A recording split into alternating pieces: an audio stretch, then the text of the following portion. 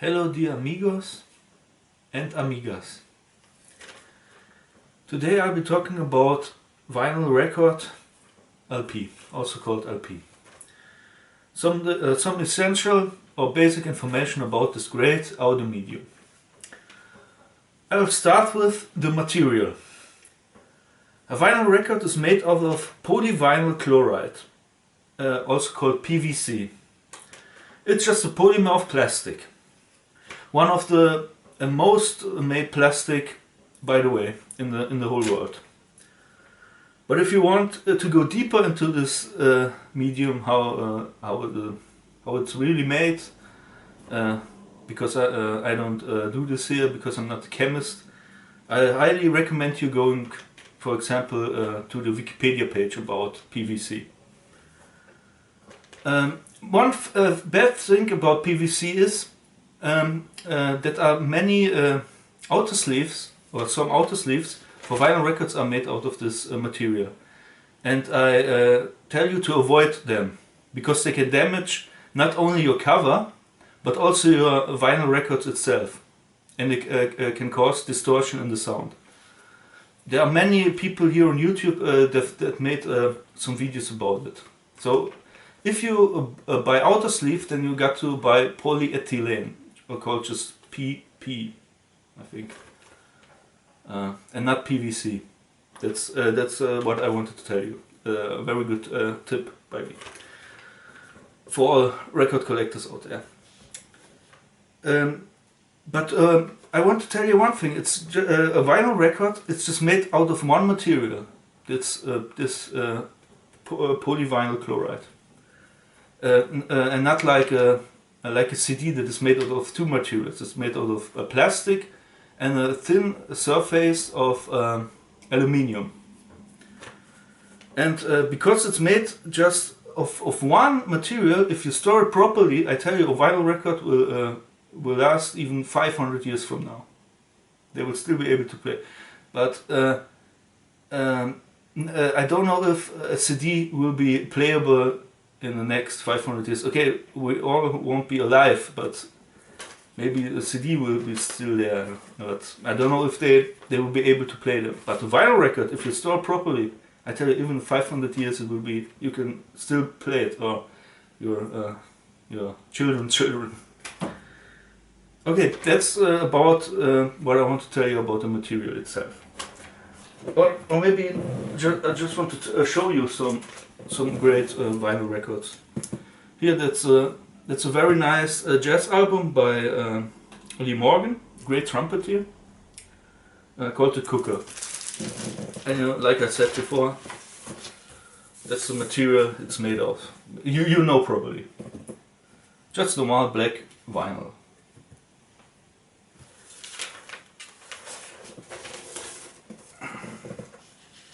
It's from the Tone Poet series by Blue Note. Highly recommended. Great sound, great jackets, really fantastic mastering. Highly recommended. Here another one. That's as you can read it here, Spezialedition farbiges Vinyl of Kraftwerk's Computerwelt from 1981. So you can see here, it's yellow vinyl.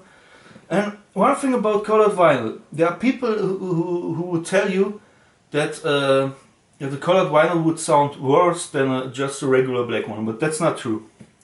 I tell you, colored vinyls can sound as well as a normal black vinyl record, except for those colored vinyls who can glow in the dark.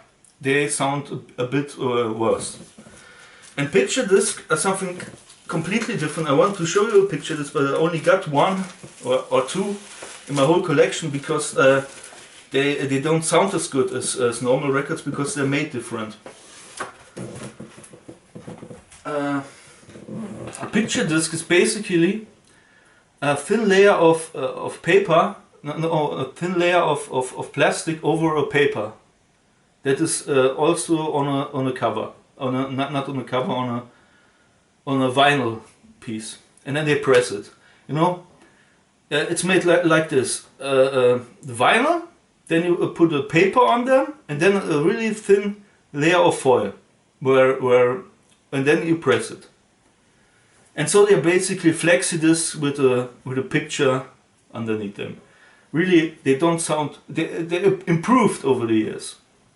Pressings from today sound really much better than from the 80s and the 70s, but they still sound worse than just normal vinyl pressings. So let's go on with the information now with the dynamic range. A vinyl record has a dynamic range about 60 dB. For example, compact disc can have a dynamic range up to 96 dB, which is significantly higher than a vinyl record. And there's no bit depth because that's an analog medium, not like other digital mediums like a compact disc. Some things about the frequency. The frequency of a vinyl record, I've read, goes up to 23.5 kilohertz. And then everything above this frequency is lowered, I think, about minus 3 dB or even more. And all frequencies under 40 Hz, the very low frequencies, are mastered in mono on a vinyl record. And because you want to have about 20 to 30 minutes on each side, and if you wouldn't do this, you probably couldn't store so much music on a single side.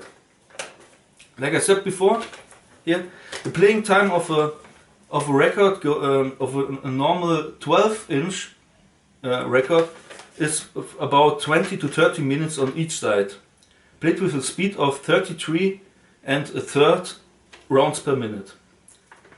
Less time with 45 RPM, but you can master those 45 PMs louder.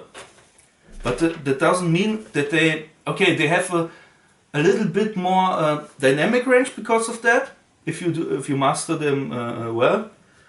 But they don't sound usually. Many audiophiles think that they always sound better, but it's not always the case with them. And what I wanted to tell you, on the disc itself of a vinyl record, there's the real sound wave on it, and not just a digital code like on a compact disc. So you can't master them too loud, because if you would master a vinyl record like they did with the compact disc, or they do it even still today, they're doing it. If you master them too loud, keyword loudness war, then the needle would simply jump out of the groove, and you couldn't hear normally your vinyl record. They would just skip. That's also, I think, sometimes I think many people listen to vinyl records in recent years because they don't suffer from this damn loudness war. Yeah, because of the things I think I told you right now. I don't know, but that's a fault of mine. Okay, now a bit about the history of a vinyl record. Vinyl records became popular in the mid 50s and were popular up to the end of the 80s, beginning of the 90s. That's almost the same time period like the history of rock and roll. Coincidence? I don't know, maybe. And they have made a resurgence in the last about 10 years, and are quite popular again. Those records. They were not very popular in the 90s and in the first half of the 2000s. They were almost dead at that time. No one bought them. They were considered to sound worse than compact disc. Things like that. And vinyl records are related to shellac records, although they were made out of a different material. Shellac. That's not vinyl. They're made of shellac. And those were played with 78 rounds per minute. Yeah. They had less audio minutes per side, but the sound was worse because shellac records were firstly intended to be played with just normal steel needle. Unlike a vinyl record that is played with a synthetic diamond. The needle of a vinyl record or a vinyl player is really made of a synthetic diamond, and I don't know when they could make those at first. I think it was in the beginning of the 50s, but I'm not sure about it.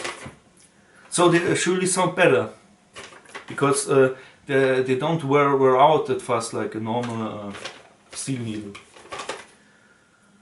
And they're also related to the first audio medium that ever was the wax cylinders. I think that they were the first. Were also made in the first ones were made in the 19th century, man. It was 1890 or something like that. It's really a long time ago. Which were invented by the great American inventor Thomas Edison. And then a German called Emil Berliner, invented a way. It was in the end of the 19th century, I think he did it, to make the wax cylinders flat. Yeah, that's what's a bit of the flat record as we know it today. If you want to read more about this, then go to the Wikipedia page of Emil Berliner. Yeah, and what is the advantage of this flat records? You know, you could mass produce them better than a wax cylinder. I don't know how wax cylinders are even made, but I can tell you that vinyl records are much easier to mass produce. And one thing I want to tell you, in the end, many vinyl records are just basically dubs or transfers from analog tape, like a 15-inch per second tape, studio tape, when they recorded analog. And in the last years, I think it began in the mid-80s, people started to record completely digital. So there are also many records are dubs from a digital file. Yeah. But it doesn't mean that they would sound worse like anything else. But I think that when you got an audio medium that is analog, it should be mastered completely analog for this medium. And when you're making a CD or you record something digital, then why would you press it on an analog medium like a vinyl record? But these things exist. I just want to tell you. But if you master something well, it's hard to tell the difference. I even think that. So, this was my video about vinyl, the basic information about the vinyl record. I hope you like it. Give me a like, and please subscribe to my channel. That's all.